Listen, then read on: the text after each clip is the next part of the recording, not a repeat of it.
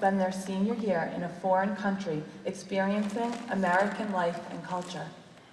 Consider the student athletes who have put in hours of training and practice to break school records or to help bring their team to the tournament. That takes perseverance. Take notice of the students on stage who are graduating with Honor Society distinction, who have worked hard over 4 years to maintain high grades while all the time impressing their teachers with their character, leadership, and community service. That takes perseverance. Some of these students have maintained strong academic achievement, for example, taking advanced placement classes, all the while working 20 to 30 hours a week. Other students have worked tirelessly this school year, writing music and producing demos. Some are even touring and booking gigs. That takes perseverance.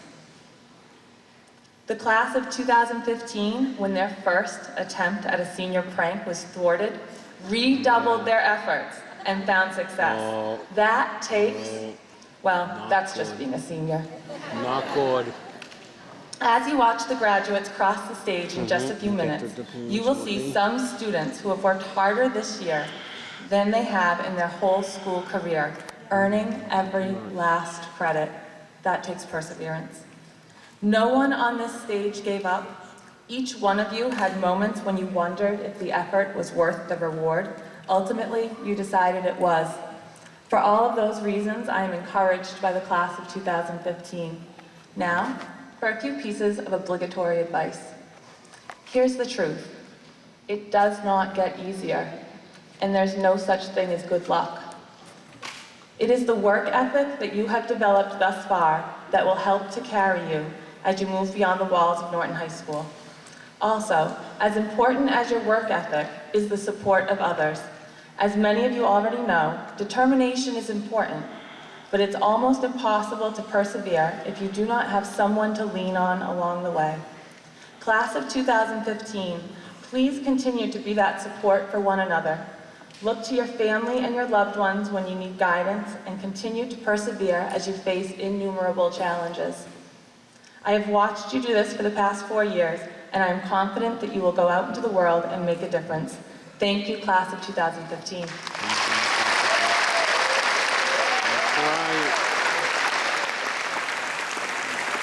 Try 3 of those 4 years as principal. Dr. Diana, it is my pleasure to present to you the graduates of the class of 2015. They have completed all graduation requirements as put forth by the Commonwealth of Massachusetts. Yeah, by the state, yeah, including MCAS. Okay, he's got his own remarks to say, his own work to say now. Good evening, Right. members of the school committee, honored guests, Principal Lafayette, Assistant Principal Giuliano, members of the faculty and staff of Norton Public Schools and Norton High School, district administrators, parents and guardians, families and friends, and of course you, the class of 2015. It is my pleasure to be with you this evening as we celebrate this culminating activity. Graduating is grounded in many thank yous. You've heard some of them this evening. Teachers, staff, parents, and guardians, family members have all had a major part in getting you to tonight. Most, if not all of you, will not remember a single word that I say. But let me try to give you a couple of hints. Michael Dell, in his 2003 speech at the University of Texas, noted the following, and I quote, "Try never to be the smartest person in the room, and if you are, I suggest you invite smarter people or find a different room." In professional circles, it's called networking. In organizations, it's called team building. And in life, it's called family, friends, and community. We are all gifts to each other, and my own growth as a leader has shown me again and again that the most rewarding experiences come from my relationships, end quote. I can't tell you how much I believe in Dell's quote. Relationships are all about understanding others and yourself. It is about making good decisions about others and yourself. It involves collaboration and communication, and it doesn't take an educated man or woman to understand this. Life is challenging enough, and one can't do it alone. So as you walk out our doors and enter the real world, try to find the right relationships. Relationships grounded in doing what is right all of the time. You will make mistakes, but how you correct these mistakes will be grounded in relationships. The defining moment in one's life is not at his or her death, but in what others say about you as you live your life. Don't wait for others to define who you are. Define yourself based on your relationships. In the end, life is too short and we need each other. As a great 20th century thinker said, Forrest Gump, life is but a box of chocolates. Your job is to find the right chocolates. My best wishes as you leave us, and remember to come back and visit us. Go do good things. Congratulations.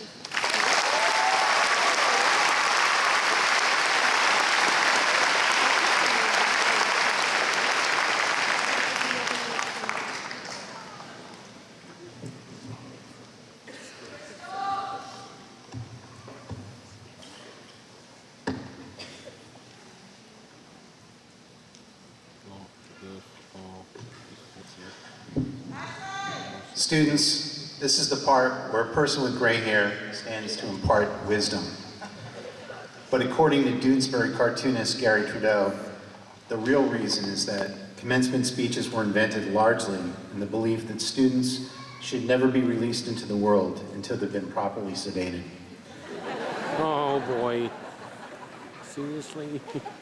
Finding a way to connect across the decades separating you, who have hair, and those my age, who may have little, can be a challenge. But this year, when reading your scholarship essays, I think I found a way. What you wrote in those essays told me much about what's on your mind, and I was impressed. I'd like to share some of that with those of you who have come proudly to watch you complete this major milestone in your life. Reading your words, I was struck by a few things. First, the quality of the writing was very good, and there was really not a great difference between their eloquence.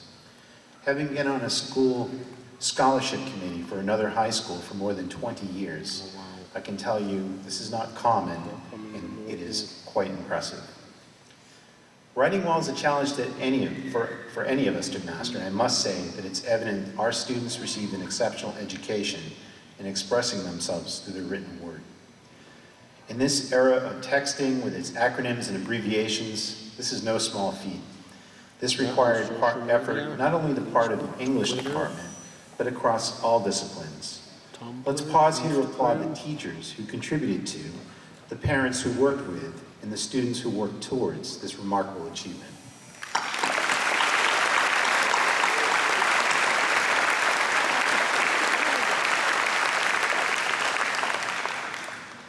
The other thing that struck me about the essays was the thoughtfulness of what you wrote. Graduation is a perfect time for us to pause a bit and reflect on the lessons and values you conveyed with the words in your essays. In your essays, you described the satisfaction that comes with community service. You spoke of the joy you found working with younger special education kids in the Little Whiffles, or the high schoolers with special needs in the Best Buddies program. You spoke about how much you care about family. Now, several of the young men expressed their desire to marry and raise a family. Unfortunately, none of the young women expressed the same. So you may have your work cut out for you in this department. Yep. And gratitude was a common theme. It's heartening to find you so appreciative of the impact and importance of your teachers at Norton High, of your parents, and of your community. A number of you even aspire to become teachers. Some have already started through internships in our elementary schools. Most of the students describe in one way or another how much they got out of growing up in Norton, how valuable their experience was to them, and what a solid foundation they'll have as they leave us for the next chapter in their lives. You also showed great insight in understanding not only the value of education, but the considerations your generation faces regarding its cost. While this may contribute to and shape your decisions for your future, I hope you'll still follow a path that you find fulfilling. And I hope you won't have to live in your parents' basement for too long. Despite cost concerns, so many of you have set your sights high and have solid goals. One of my favorite descriptions was, goals or dreams with deadlines.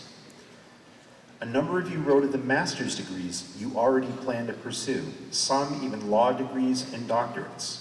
One student even commented he had his eye on retiring early. I can Yeah, tell it's you hard that to do now. at your age, these were not things that even remotely occurred to me. You're way ahead of the game. So while some of you are already sure of your path, more than a few don't quite know what to do just yet. You're not sure if you're ready for college, or if you are going to college, you're not quite sure what you're going to do when you get there. And yet somehow, despite being in your late teenage years, you know this is okay. And I think that's just wonderful. So this is the part when I talk about where all the students go to school, but that's already been done. So I will just briefly say, those of you who chose to go to school in Florida, is it truly, can you say truthfully, was it last winter that led to that decision, or Yeah. did you really like the school down there? No, the latter. I'd say the latter. So the interests of our students are quite broad and just really amazing. They want to study engineering, international relations, public relations, law school, business, physical therapy, computer engineering, criminology, biomedical engineering, nursing, psychology, optometry, veterinary medicine, sports medicine, industrial design, on and on and on. Even a yoga studio owner. Oh, wow. Education, already planning on which field of education they'll go into, and so many more. I don't want to take up too much time with that, but it's really quite a broad range. To wrap up, I'd like to quote Yogi Berra, who said, "It's tough to make predictions, especially about the future. So as you head off to your future, let me end with one piece of advice, one that as a college professor I share with my students. Pick a hill and climb it. When you get to the top, you'll be able to see further and be better able to pick another. And through this process, you'll find your way towards the place that's right for you, even if you're not sure where that place is just yet. As your family, friends, and community, you've made us proud. Congratulations to all of you, and very best wishes in your bright future."